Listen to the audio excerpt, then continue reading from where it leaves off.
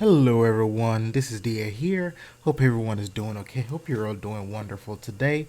Today we will be talking about Octavia, and first things first, if you have seizures or you have eye problems or your eyes are sensitive to light, you may want to go ahead and tweak and change your Warframe settings whenever it comes to using these Warframes. So with that out of the way, let us talk about how you will get Octavia. You will acquire Octavia's blueprint after you have completed the Octavia's Anthem mission. So if you haven't played this mission, there is no way for you to acquire this blueprint. I don't know if they're going to make it available in the market later on. However, this is the only way to acquire the blueprint so far. After that, you can go back into the Orokin Moon, and this is where you will acquire your chassis, because the chassis is not in the market. Is no other way of getting it. But to get this, you will go to one of those Hurricane puzzles, and you will step on those pressure pads, and you and your allies and you and your other teammates can complete the puzzle together.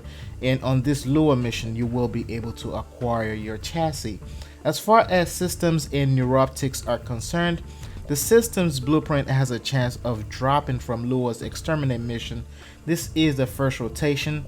I know this is all based on RNG, so just pray to God that you get it, but it will be on Lua extermination mission.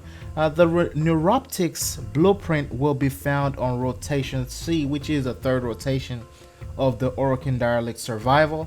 So just look for a short and a low tier Orokin Dialect Survival, and this will be one of your best chances. Also, that is based on RNG, so it is one of those things where you may have several runs, you may have 10 runs, you may have 20 runs and not get it, but I'm hoping this won't give you the result as the one we got with Nidus farming for Nidus's parts. So let us go into the passive. With the passive of Octavia, it says it briefly replenishes energy for Octavia and allies when abilities are activated. So this will serve as something replacing Energy Siphon, but it will be situational. So if you are a team player and you would love to help your allies, this will be one of those amazing things whenever you pick up Octavia, because that passive alone is very amazing, and it is highly important when it comes to team play. Going to and looking at the first ability, it says that rhythmically beats damage into nearby enemies and draws their fire. So damage inflicted on mallet increases its lethality. So this is AoE ability. It forms in a radius, it forms in a circle. But what you want to do is you can drop it just like Vauban's abilities. You have the ability to toss it and the ability to throw it. And whenever you throw it into a mist, it has the ability to take in damage and dish out damage. So the more damage it takes, the more damage it dishes back out. So this is an amazing ability. The second ability, which is Resonator, it launches a base, pretty much, which is a rollerball. So what this rollerball does is it has the ability of distracting enemies, and when it rolls on the floor, if you have used your first ability to begin with, the rollerball, which is a resonator, goes around and picks that up and carries it around. So using this ability 1 and 2 together can be one of your best chance of CC whenever it comes to Octavia, because it works amazingly well. This is impressive. Octavia's third ability is Metronome, and what Metronome does is it has an aura that blows and glows out of you and emits from Octavia, and it grants buff to those who are constantly performing actions in time of Octavia's music. And time jumps offer the vivid speed buff. Crouching on the beat grants cloaking with nocturne buff. Firing rhythmically bestows Octavia with opera multi-shot. So when you're looking at this third ability right here, I will say this is the most utility ability when it comes to Octavia, because it has the way and the uniqueness of granting you several buffs, several survivability, several instances. I mean, this is basically a sentinel in itself, and if you time this right and if you mod this for more duration and much range, you can cover a lot of distance, and also you can have it last longer. The only downside is you have to match to the beat, you have to step to the rhythm, And the problem with that is when you have more than one Octavia on your team, that may be a little bit difficult for you trying to hear what is the beat and you trying to hear how it functions well. However, regardless of how that is, whoever's beat you step into, you are going to receive a buff. So this, even though it has its negative, it is a 100% positive thing, even though the negative may fall in around 10%. But I will say I'm just going to give it a 100 positive because it does more good than it does any negative effect. The amp, which is the fourth ability, it draws power from the decibel level of sound in the area and uses it to amplify a damage buff for Octavia and her allies.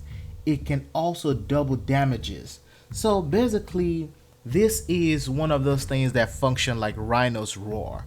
If you have this ability used, and once again, if you go for an increased duration and increased range, what this does is every sound in the area is being used. So either someone is firing weapon, either someone is stepping up, either Rhino is doing his thump, either Banshee is making some kind of crazy noise.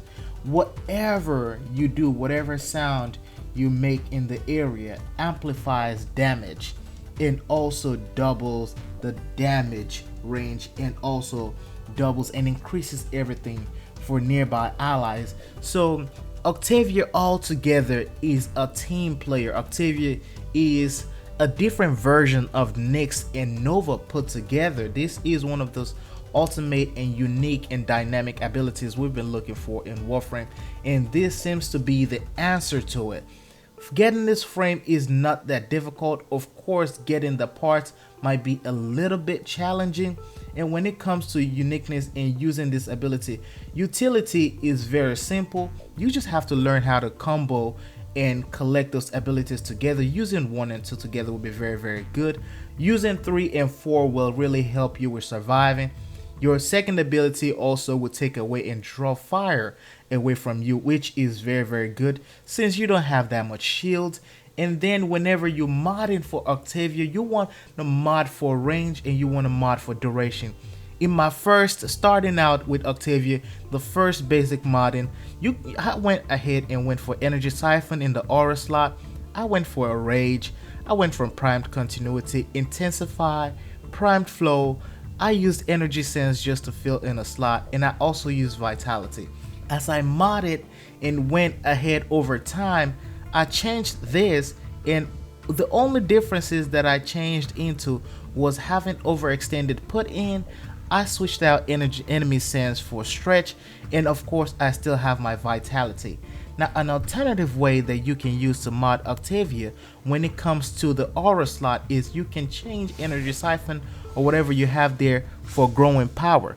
So the way this works is that whenever you're using a status weapon and you having status procs, this helps you in amplifying your damage, helps you in amplifying your buff, and also increases the rage when it comes to the fourth ability. So growing power combined with Octavia will be your best suit as far as the aura is concerned. And also, if you want, you can have some of the utility mods next to them for just additional range or maybe additional power strength. But this is not one of those things where you want to go extremely for power strength, since at the end of the day your power strength is amplified by damage, is amplified by sound, so it is always exponential. You don't have to worry that much about it. Other than that, that will be it for this video. Let me know how you feel about Octavia in the comment section below. If you liked her, if you loved her, if you hope to see some changes very soon, don't forget to like and subscribe. It is DA signing out. I'll see you in the next one.